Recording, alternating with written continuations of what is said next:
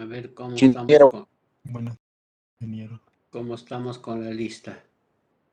Aumentaron 2.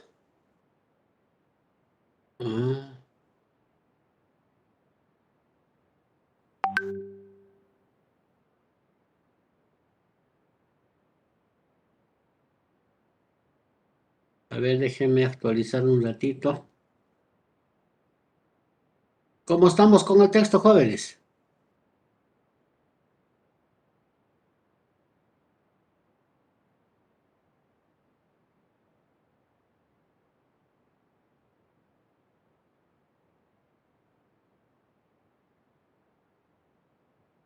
Sumi, delegado.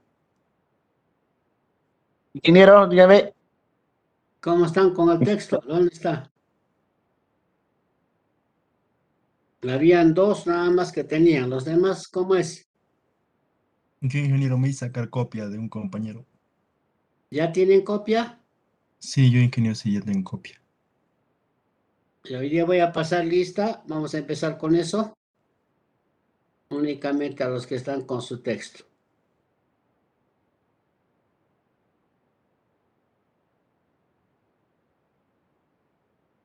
Estoy actualizando la lista. Hay 2 matriculados más. No sé qué pasa con los demás. Porque ya estamos a 2 días, creo que aparecen ahí en el virtual. No hay a haber más matrículas.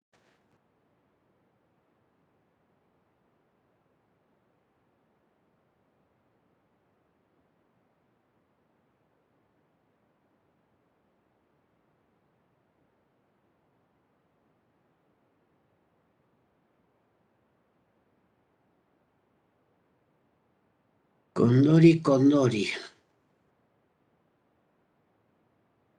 Ya.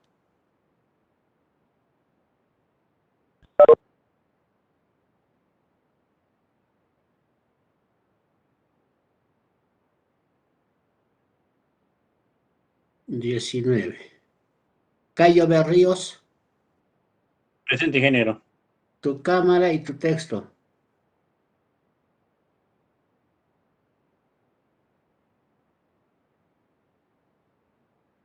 Ya, a ver, todos prenden su cámara y me muestran su texto. Voy a empezar mejor así. Cayo Berríos, ya, muy bien. Presente. ¿Quién más? A ver, acá estoy viendo de García Paza, registrado.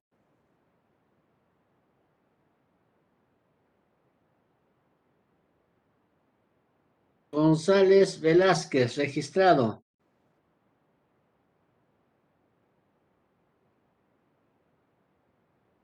A ver. Ingeniero, ¿se ve mi cámara? Maita Roque, registrado.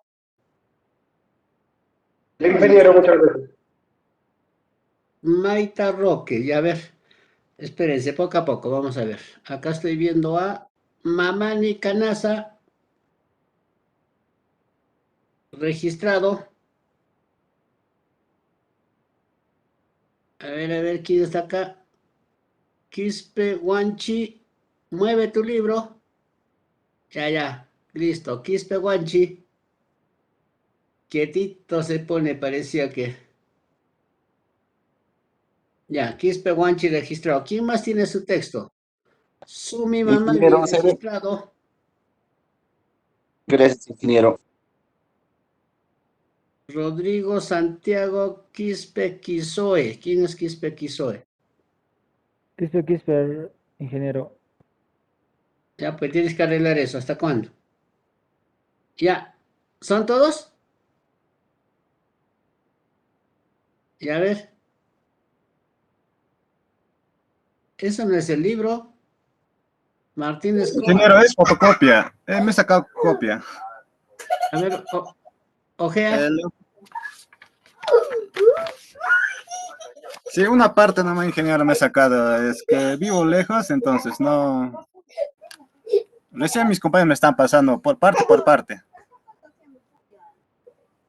A ver, ¿dónde está este texto? A ver, Martínez, ¿hasta qué página tienes? hasta la página 35. 36. Hoy día me han pasado 36. hasta el 72. Recién voy a sacarme copia. Ya, ¿hasta qué página lo tienes ahí? Hasta el 35. 35. Ya, ¿qué título tienes en el 35? Tipos de erosión hídrica. ¿Dónde está? Erosión hídrica. Sí.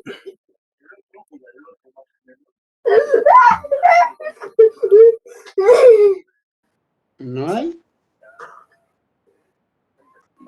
Erosión laminar, erosión interna.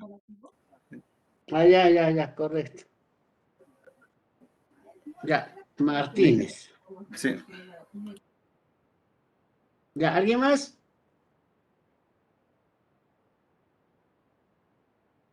Listo.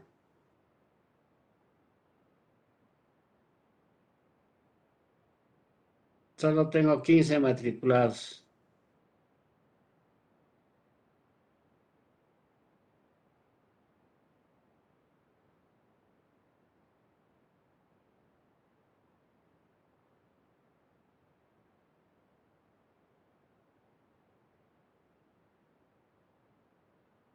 Continuamos. ¿En qué página nos hemos quedado?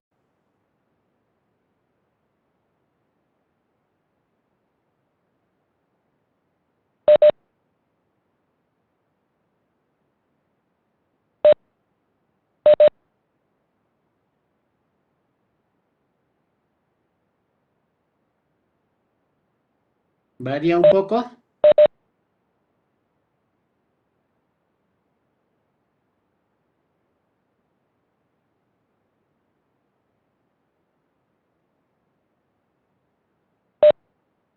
Ya. A ver, ¿y ahora qué hacemos? Pero los temas deben ser iguales. Si algo me dijeron el semestre pasado, las páginas no coinciden. Sí, ingeniero, los temas son lo mismo. Y ya, eso en todo caso ya pásenlo por alto ustedes, ¿no? Porque no, esa es la información que a mí me pasaron, ¿no? Creo que le está aumentando algo. Yo le reclamé la vez pasada y me dijo, solo ha aumentado algunas imágenes, lo ha agrandado, no es, el texto es el mismo, me dijo. Tampoco puedo pedirle más.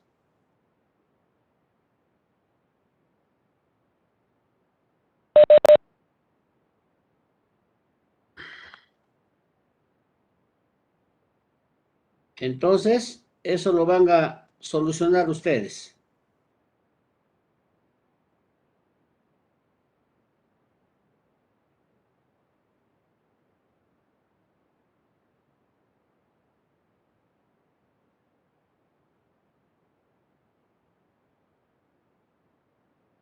A ver, vamos a... ¿Dónde está? Estamos en la 18 según mi avance.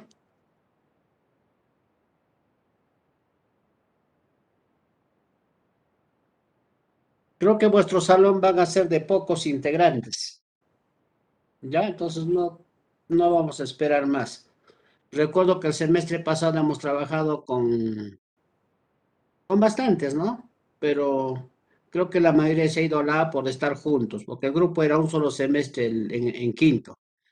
Ya, y en sexto ya los están dividiendo.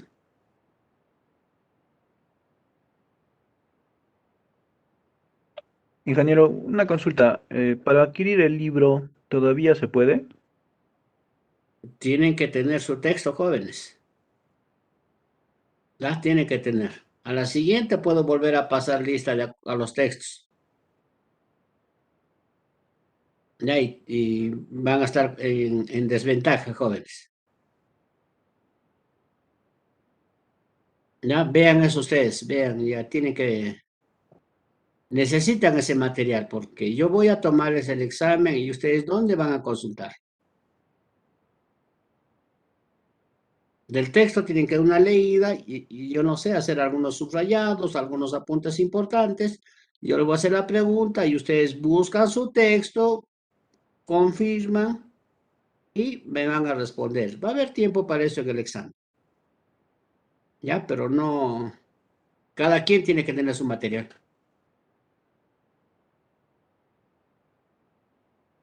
Bien.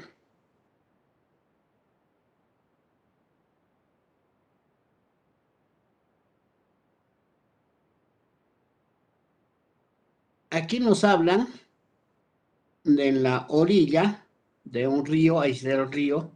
El suelo normalmente tiene esta forma, la sección. Y estos suelos están clasificados en 4 zonas. 1, 2, 3, 4. Esto seguramente va a tener mayor saturación. El suelo va a tener mayor contenido de agua en comparación a estas otras capas, ¿no? El 3 menor, el 2 aún menor, y la zona 1 prácticamente es casi seco. Más características de zona 1, 2 y 3, aquí está. Tipo de vegetación, carrizal, dice, ¿no? Plantas acuáticas en la zona 3, aquí. Zona 4, algas unicelulares.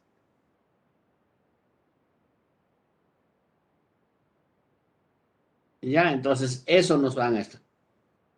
Ahí no vemos ninguna vegetación, pero puede haber este tipo de plantaciones. Se encuentran libres en el agua. Las raíces y las hojas están dentro del agua, fuera solo las flores. En la zona 3, solo las flores. ¿Ya? Y así hay más detalles de cada uno de ellos.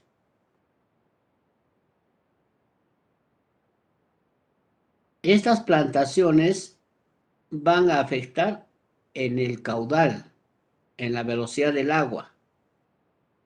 Ya mientras más plantaciones exista, la rugosidad de este río se va a incrementar. Y al incrementarse, entonces va a haber mayor pérdida por rugosidad.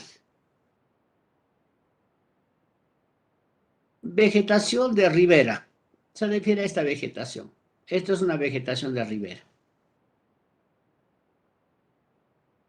La vegetación de ribera cumple una importante misión al estabilizar los márgenes del río y disminuir el efecto erosivo del agua. Ustedes saben que el agua va a erosionar, va a hacer que erosione las paredes de un río. Pero si tiene vegetación, de alguna forma esas paredes se van a ver protegidas, ¿ya? Por las raíces, por la misma planta, que el agua ya no va a poder golpear hacia la pared, sino va a encontrarse con las plantitas y el golpe ya va a ser menor. A eso se refiere cuando decimos estabilizar los márgenes del río. Favorecer la sedimentación de materiales y con ello la fertilidad del terreno inundado. Donde haya más plantitas en la parte del fondo, sí o sí, estas plantitas van a acumular, van a sedimentar los materiales que se arrastran en el río. Eso nos está diciendo, ¿no? Favorecer la sedimentación de materiales y con ello la fertilidad del terreno inundado. Moderar la temperatura del agua y la cantidad de luz que le llega. Al decir moderar la temperatura del agua, va a ser, de alguna forma, las plantitas van a dar calor.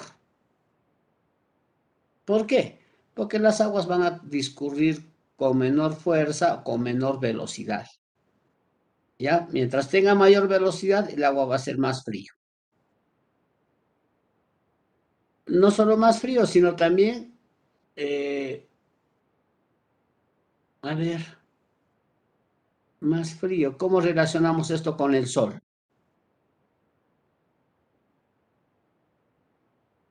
El sol de alguna forma va a calentar el agua.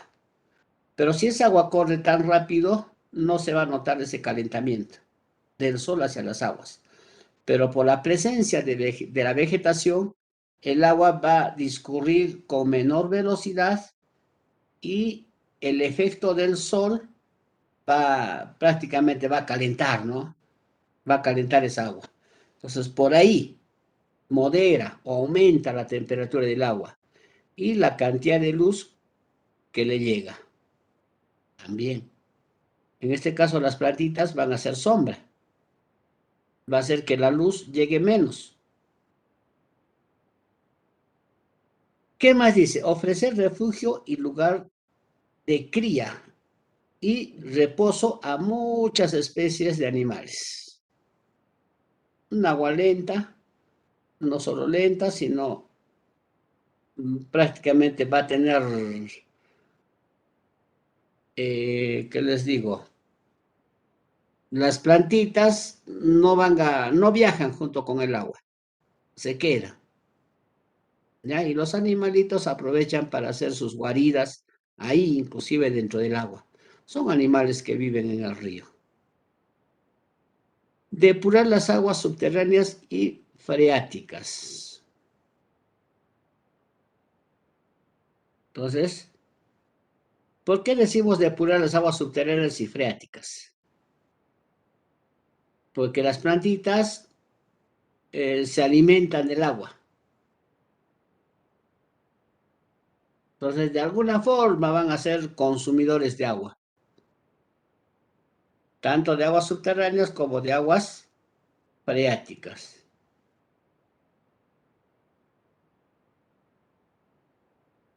Estado del bosque de ribera. Estado del bosque de ribera. Bosque ribera. Un indicador de calidad biológica. A ver, vamos a ver qué nos dice ahí.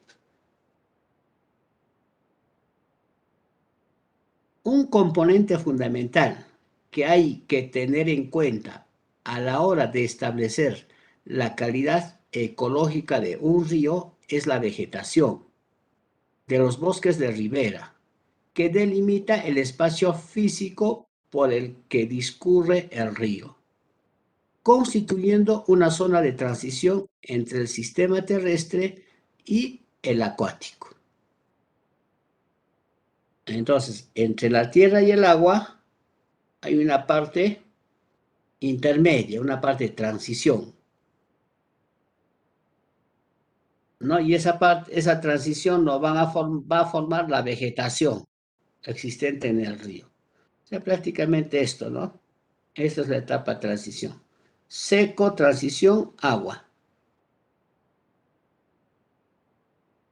Y a ver dónde me quedé. La vegetación también tiene un papel esencial en la estructura de las comunidades fluviales. Por un lado, protege los suelos contra la erosión. Ya está repitiendo esto, ¿no? Ya que los refuerza con las raíces. Por el otro, las plantas y el suelo retienen gran parte del agua de la lluvia que cae sobre las laderas y hacen disminuir la que discurre hacia abajo. O sea, consumen agua y también disminuyen el flujo. A eso se refiere.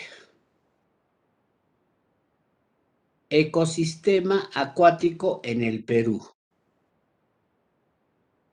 A ver, un voluntario para leer.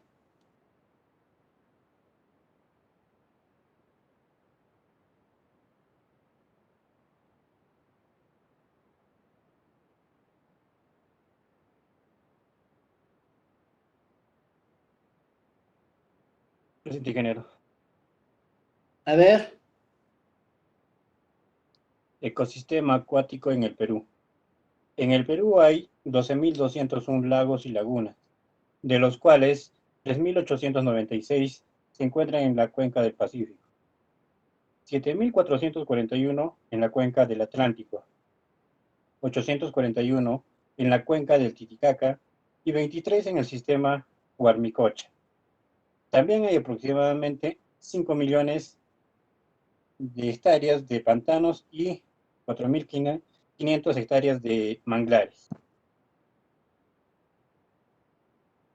Los humedales de Perú cumplen una función importante para las comunidades rurales. Estos humedales son la fuente de proteínas animales y de totora, una planta que se usa en la producción artesanal de botes y elementos flotantes. Los estuarios también son fundamentales para la reproducción de varias especies marinas básicas para la industria pesquera. En 1996, el gobierno implementó una estrategia nacional para la conservación de humedales con el objetivo de aumentar la calidad de manglares, ciénagas, estuarios y lagunas consideradas zonas protegidas. La incertidumbre sobre la titularidad de la tierra, la contaminación industrial, el crecimiento urbano y la deforestación continúan amenazando la integridad de los humedales peruanos. La laguna de Puchún en Arequipa, de 5.000 hectáreas, ha sido secada completamente con fines agrícolas. Los pantanos de Villa, ubicados al sur de Lima, se redujeron de las 5.000 hectáreas originales a 300 hectáreas en 1989 como consecuencia del crecimiento urbano de la ciudad de Lima.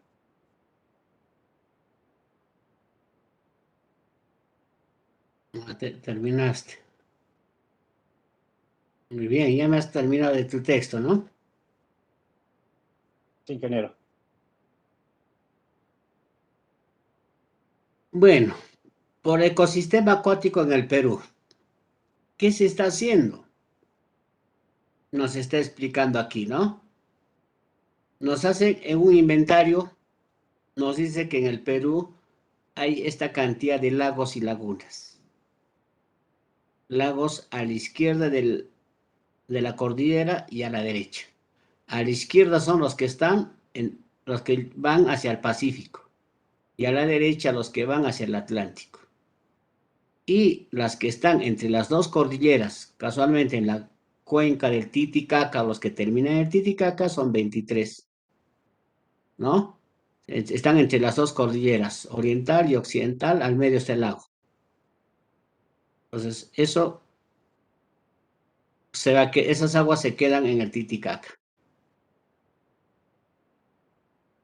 También fíjense la cantidad de pantanos que hay, manglares, y en todo esto prácticamente existen muchas poblaciones de flora y poblaciones de fauna, ¿ya? En cada particularidad. Porque no, las aguas del Atlántico y las aguas del Pacífico, a ver, ¿cuáles serían las diferencias de los ríos? Supongo que las pendientes, los caudales van a estar en lo mismo, casi lo mismo, ¿ya? ¿Qué otras diferencias existirían entre esas aguas? De la cuenca del Pacífico y la cuenca del Atlántico.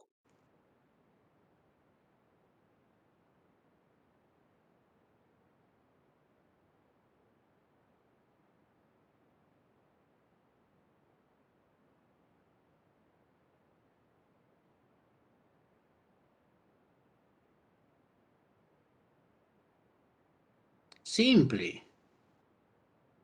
¿Por qué se complica? Uno está en la costa, ¿no? La costa, las del Pacífico, porque las cordilleras están en la sierra, ¿no? Está en la costa del Pacífico y los otros van a estar en la selva. Entonces las diferencias están ahí. ¿Cuáles van a tener mayor población? Mayor ecosistema, los de la selva. ¿Ya? Entonces, la diferencia va a ser bastante. A ver, ¿qué más? normas. Vamos a ver. A finales del año 2000, la Comisión y el Parlamento Europeo aprobaron y publicaron la denominada Directiva Marco del Agua. Marco del Agua. Directiva Marco del Agua 2000/60, Comunidad Europea debe ser esto. O Comisión Europea, ¿no? Como su nombre indica, esta normativa europea intenta dar un marco de actuación común sobre la gestión del agua a todos los Estados miembros de la Unión Europea. El agua deja de ser vista exclusivamente como recurso y es contemplada como elemento básico de los ecosistemas hídricos y parte fundamental del sostenimiento de una buena calidad ambiental. Desde ese punto de vista, fíjense cómo se está definiendo ya al agua. Ya no como un recurso, ¿no? En esta normativa, los aspectos biológicos y también los hidromorfológicos toman relevancia en la diagnosis integrada de la calidad y propone la regulación del uso del agua y los espacios asociados a partir de la capacidad receptora que estos tienen sobre los diferentes tipos de impacto que pueden soportar. De esta manera se promueve la explotación y el uso de los recursos y los espacios hídricos de manera responsable, racional y sostenible. ¿No? Les hablaba de la cantidad de agua que se puede disponer, que se puede aprovechar, pero no todo. ¿Ya? Una buena cantidad tiene que llegar al mar. ¿Con qué finalidad? De mantener los ecosistemas que existen en el curso de un río. Esa es la finalidad fundamental. Entonces, hay muchos seres vivientes. Hay muchas vidas que dependen de esas aguas del río. Entonces, para mantener eso, es que no se puede aprovechar el 100% de las aguas. De tal manera que se pueda garantizar a lo largo del tiempo el mantenimiento de la comunidad propia del sistema, o lo más similar posible, es decir, un buen estado ecológico. Entonces, esta normativa comunitaria nace en cierta medida en la insatisfacción generalizada en Europa, que han producido la ejecución de los diferentes planes y programas de saneamiento y mejora de los sistemas acuáticos, los cuales en muchos casos no han obtenido los resultados esperables y deseados. El principio básico siguiente. Principio de no deterioro, mantenimiento y consecución del buen estado de las masas de aguas superficiales y subterráneas. La necesidad de limitar los usos, los vertidos o las actividades que afectan al medio hídrico, directa o indirectamente, en función del medio receptor, de su capacidad de soportar los mencionados impactos. Así, los sistemas acuáticos deberán caracterizarse y tipificarse para ajustar mejor los protocolos de diagnosis y el modelo de gestión sobre el sistema. Otro principio. Principio de enfoque combinado de la contaminación y gestión integrada del recurso. Engloba en una visión integradora de los sistemas a analizar, en nuestro caso, los sistemas acuáticos. con un enfoque combinado y desde el punto de vista ecosistémico, la limitación en el uso del agua, los vertidos y las actividades que tienen impacto sobre los ecosistemas hídricos. Se realizan a partir de un análisis integrado del medio, que además de considerar los elementos físico-químicos adecuados para el mantenimiento de una buena calidad, prevé el uso de los principales elementos naturales que lo conforman, las comunidades biológicas, y la calidad de la estructura que lo soporta, los hábitats, ¿ya? Comunidades biológicas y sus hábitats. En el Perú, en el marco que regula los recursos hídricos, es la ley de recurso hídrico número 29.338. Esto creo que lo han revisado en algún otro curso con mayor detalle, esta ley. ¿Se acuerdan?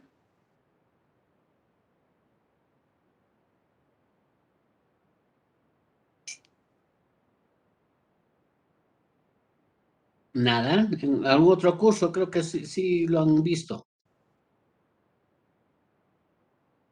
Entonces, en esa ley de recursos hídricos, cuyos principios son, o sea, ¿en qué se basa o para qué se hace esa ley, no?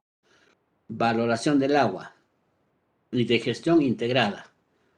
Prioridad de acceso al agua. Participación de la población y cultura. Seguridad jurídica respecto del agua de las comunidades. Principio sostenible. Descentralización de la gestión pública del agua. Carácter precautorio. Eficiencia. Gestión de cuencas y tutela jurídica. O sea, desde todo punto de vista, desde todos los ángulos, prácticamente se está protegiendo a las aguas, ¿ya? Con normas, con todo, ¿no? La ley establece la existencia del Sistema Nacional de Gestión de Recursos Hídricos, cuyo ente rector es la Autoridad Nacional del Agua. Esto es el ANA, Autoridad Nacional del Agua. Ahí faltó poner ANA. Establece los usos que se le puede dar a los recursos hídricos, los derechos y licencias de uso, la protección del agua, los regímenes económicos, la planificación del uso, la infraestructura hidráulica, normatividad sobre el agua subterránea, las aguas amazónicas, los fenómenos naturales, finalmente las infracciones y sanciones. El reglamento de la ley se puede encontrar aquí. Reglamento de la ley 29.338. Es la misma. Bajo el Decreto Supremo 2/2008. Se especifican los estándares de calidad ambiental para el agua.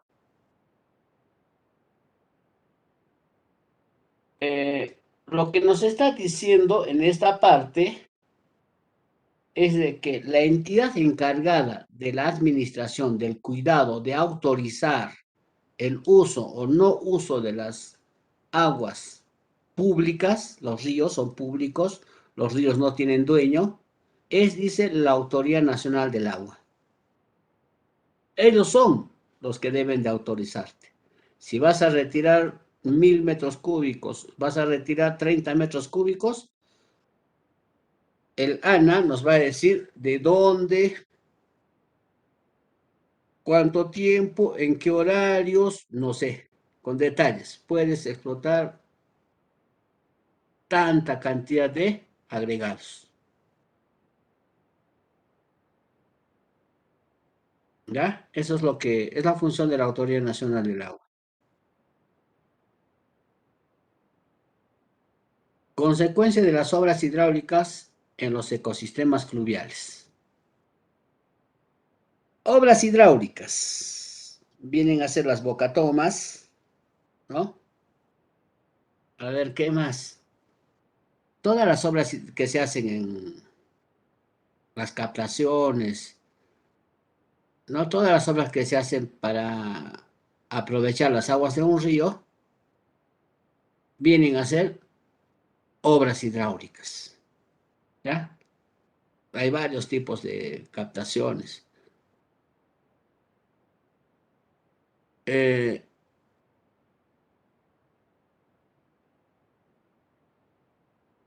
Estas obras hidráulicas que se hacen, sí o sí van a alterar la naturaleza de un río.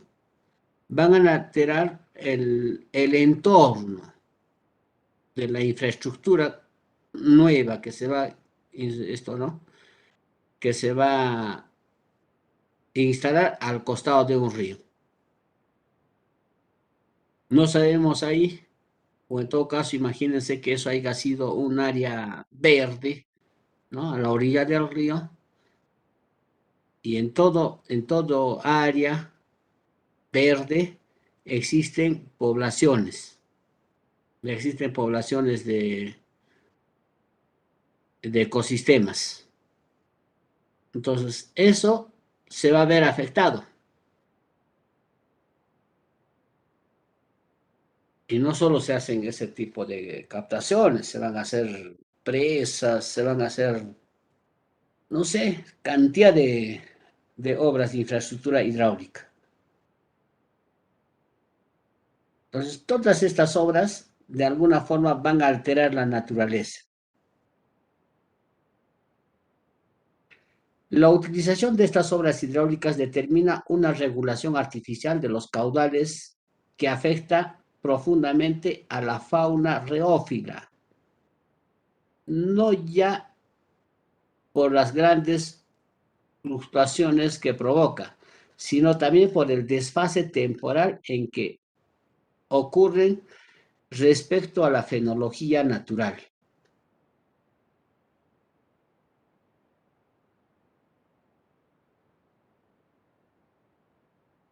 Ispehuanchi. Continúa con nuestra lectura.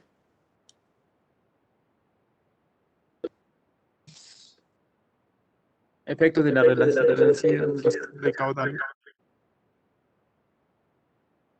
Las especies.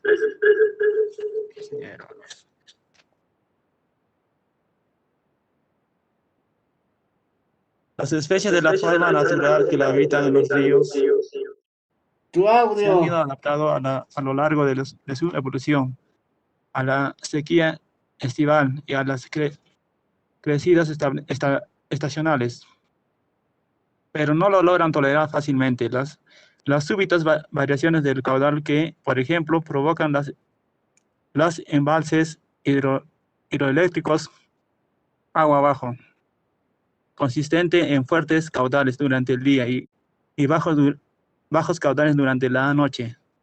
Y durante los fines de semana, tampoco estas especies reófilas están adaptadas a las aguas frías que sueltan los embalses de regadío durante toda la estación seca, cuando las aguas de forma natural deberían ser más cálidas. En ocasiones, las faunas acuáticas sufren un máximo impacto cuando los embalses cierran totalmente sus compuertas o se trabasan completamente los caudales naturales y otras cuentas, y los tramos de río agua abajo se quedan en el cauce seco durante el día e incluso meses. Las aguas que sueltan los embalses pueden llegar a ser tóxicas para peces y macroinvertebrados, especialmente durante las épocas estivales, en climas templados y en condiciones euróficas, en que los embalses están estratificados y existe una separación marcada entre aguas superficies y las del fondo, ya que esas últimas quedan anóxicas y no es posible su aireación. En esta condición anóxicas y reductoras, las aguas salen por los desagües de fondo con grandes concentraciones de sulfídico, amonio, metano, etcétera, que afectan negativamente a las comunidades biológicas del tramo de agua abajo. Análogamente, también los pobladores de peces se han visto afectados por los cambios que provocan en sus hábitats, las obras hidráulicas, pero además las presas suponen frecuentemente un obstáculo infranqueable para sus migraciones productoras. Y ello ha causado la extinción de especies piscícolas en numerosos ríos regulados. Las obras hidráulicas son tan abundantes en los ecosistemas fluviales que en las actualidades son escasos en los ríos cuyos caudales no están regulados artificialmente. Por ello, la gestión de la pesca debe enfrentarse a menudo con la dificultad originada por estas obras para salvaguardar la riqueza psicológica. El gestor debe enfrentarse, por tanto, a dos cuestiones principales en este problemáticas. A. Cuantificar los caudales circulantes mínimo capaces de mantener una población psicóloga, significando que un tramo de río regulado, construcción de la infraestructura. De ahí nomás.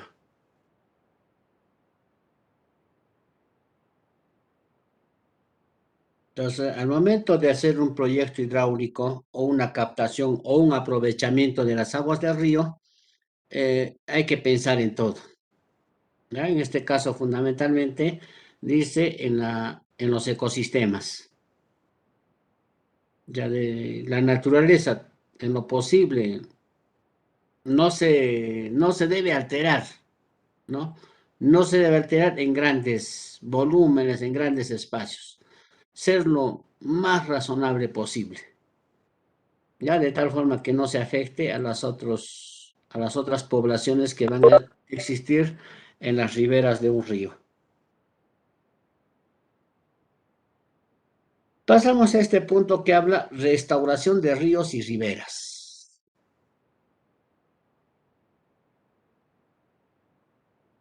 Les comenté anteriormente de que en los ríos constantemente existe extracción de materiales, ¿no? Extracción de materiales, arenas, para las diferentes obras civiles. Entonces, ahora corresponde hablar, después de esas extracciones, cómo se restaura. Un río se va a restaurar prácticamente solo, porque los agregados siguen cargando de la parte alta. ¿Ya? Van a seguir cayendo los agregados.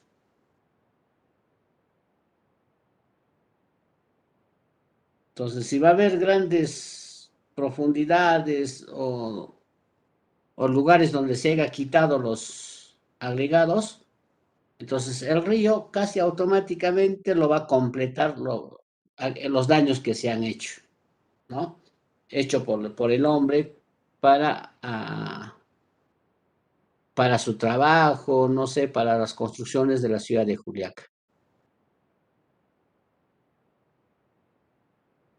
Por el tema de equilibrio, dice, por el tema de equilibrio, donde se retiran los agregados, prácticamente va a quedar un vacío. Pero por el tema de equilibrio, eso rápidamente va a ser cubierto por el río. ¿Ya? Y si hablamos de las riberas, ¿dónde está? Ríos y riberas, bueno.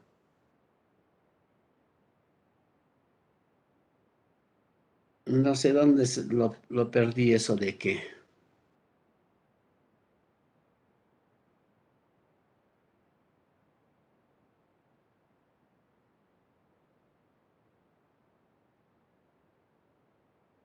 A ver cómo estamos con el tiempo, hay que fijarse porque me pasé en el curso anterior. Objetivos y principios para la restauración de los ríos. El estudio del funcionamiento del ecosistema fluvial, junto con el análisis de las alteraciones, determina los objetivos y los principios para la restauración. Objetivo principal, a su vez, son un escalón necesario para vincular los conocimientos adquiridos con las técnicas concretas de bioingeniería para la restauración de ríos y riberas. Bueno, son otros métodos, no el natural. Dentro de los objetivos de los proyectos encaminados hacia la conservación de ríos y riberas, se puede establecer las siguientes cuatro categorías de mejora del hábitat, según White, 1975. A ver, ¿dónde está? Uno, dos. ¿Dónde están los cuatro?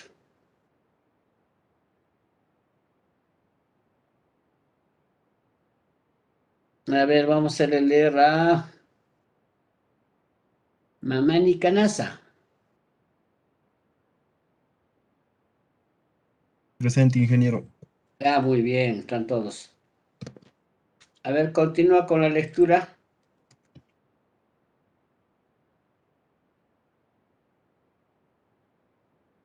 Protección del hábitat.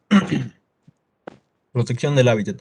Prevenir su deterioro, en especial aquel producido por los usos antrópicos. Restauración del hábitat. Recuperar el hábitat que ya se encuentra en estado degradado. Mejora del hábitat. Crear una mayor disponibilidad de hábitats de la que por las condiciones naturales existirían en el tramo o río. Mantenimiento. Realizar los esfuerzos necesarios para mantener las actuaciones incluidas en las categorías anteriores. Generalmente, los proyectos de restauración incluyen actuaciones dirigidas hacia estas cuatro categorías y actúan a corto, medio y largo plazo. Por otro lado, las actuaciones a corto plazo y directamente situadas en la zona de alteración solamente son necesarias y justificables bajo las siguientes condiciones. Paine y Copes, 1986. Cuando sea necesario restaurar el hábitat que ha sido dañado o alterado por la actividad humana o por catástrofes naturales y no pueda ser restaurado de forma natural en un tiempo razonable. Cuando sea la única vía de proporcionar el hábitat desaparecido. Cuando la mejora de hábitat proporciona estructuras sustancialmente mejores que el proceso natural, tratándose específicamente de los ecosistemas fluviales, existe una serie de principios de actuación que deben tenerse en cuenta para el diseño concreto de la restauración. Son los siguientes principios. González de Tánago y García de Jalón, 1995. Dar oportunidad al río para desarrollar su propia dinámica dentro del cauce, atendiendo a los procesos de erosión y sedimentación variables en el tiempo, con el régimen de caudales. Crear una morfología estable con dichos procesos y flexibles, dada la incertidumbre en la respuesta del río. Potenciar la mayor heterogeneidad de formas y condiciones hidráulicas para favorecer la diversidad de hábitats y de especies.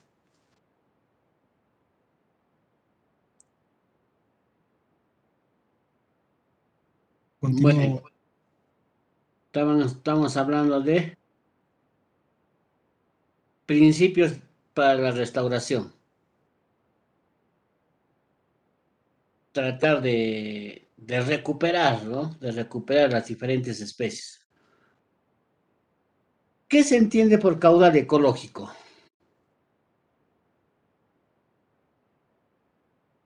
A ver, lea, luego responde.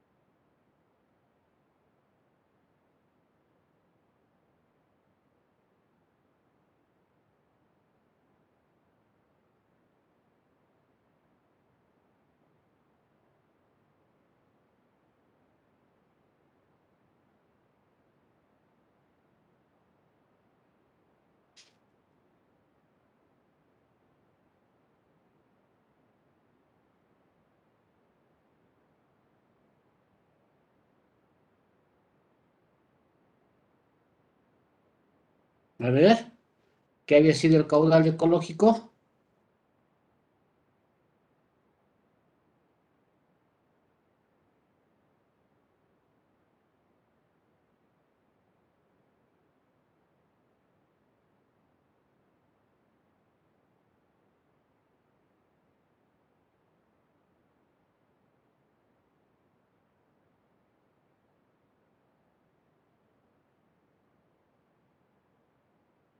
¿Qué es el caudal ecológico y cómo se calcula? Aquí está, determinación del caudal ecológico.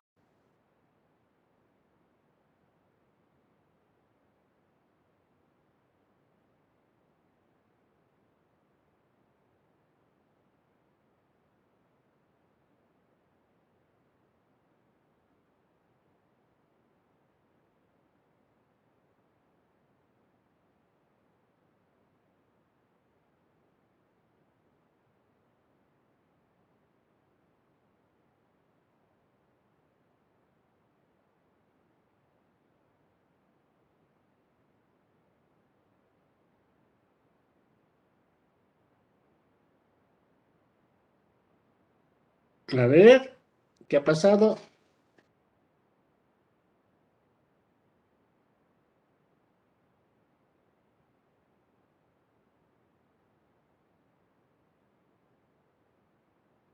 Con esto estamos terminando el primer capítulo. ¿Ya? Caudal ecológico.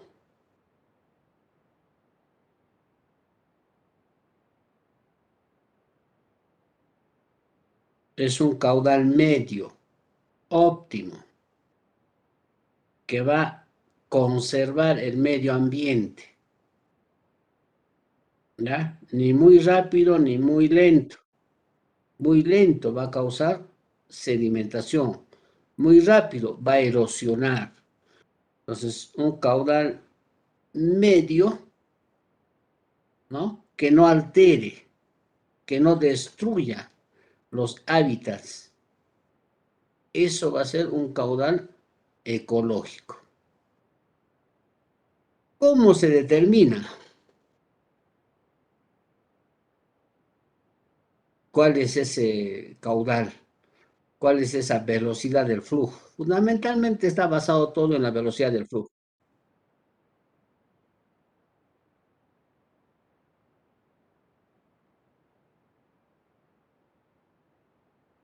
¿Cómo determinamos el caudal ecológico?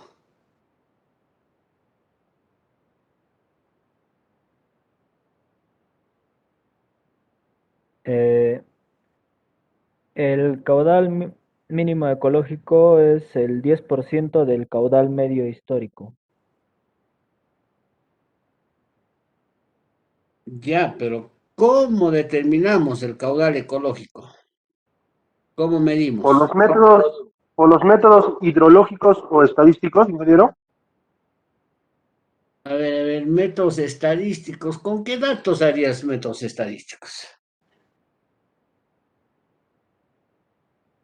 Me equivoqué, ingeniero, perdón.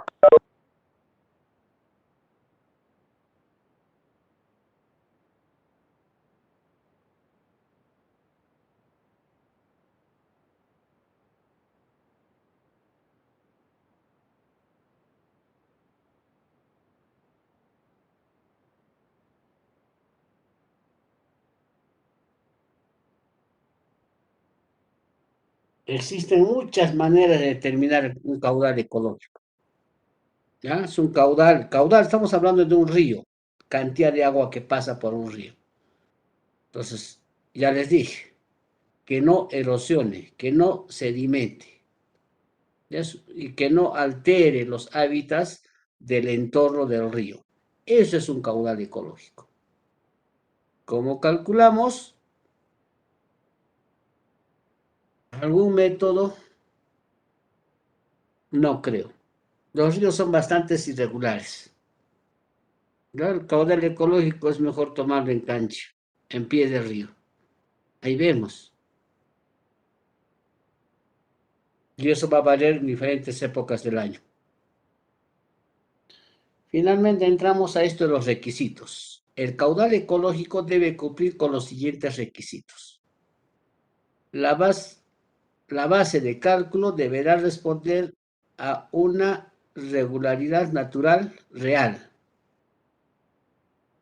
que, como tal, formará parte de la coevaluación entre el medio físico y las comunidades naturales. Independientemente de que fuera una relación poco reconocible, debe evitarse al máximo la incorporación de arbitrariedades en la medida que se supone una intrusión de objetividad y puede devaluar la solidez de los cálculos.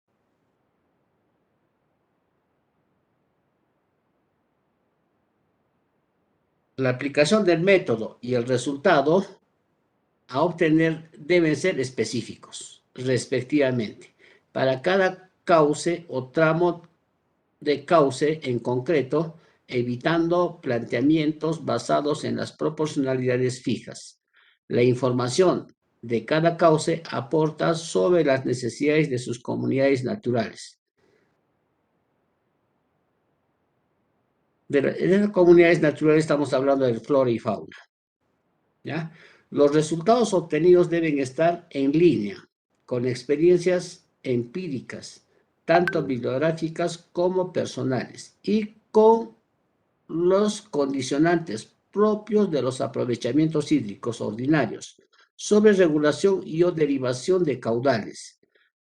A pesar de la enorme variedad de métodos de cálculo existentes, los resultados obtenibles de todos ellos sigue una distribución más o menos normal, que encierra el intervalo de máxima probabilidad entre el 10 y 30% del caudal medio interanual.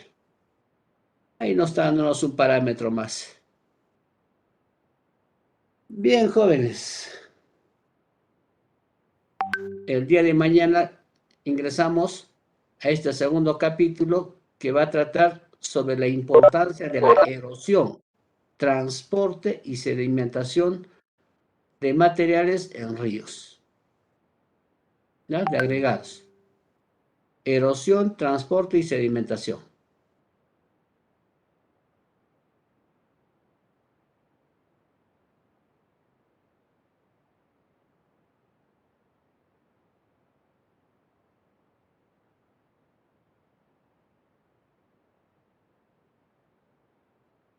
Listo, jóvenes, eso ha sido todo por hoy.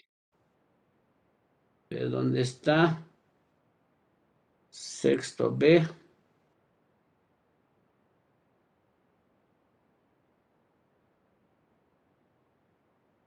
El 19 de abril del 22.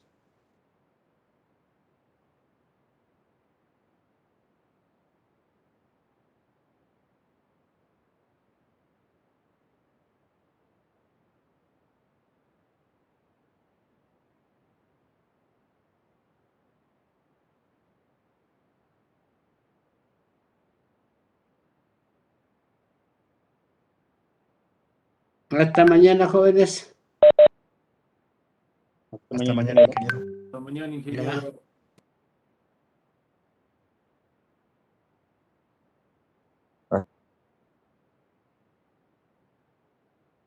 Ingeniero.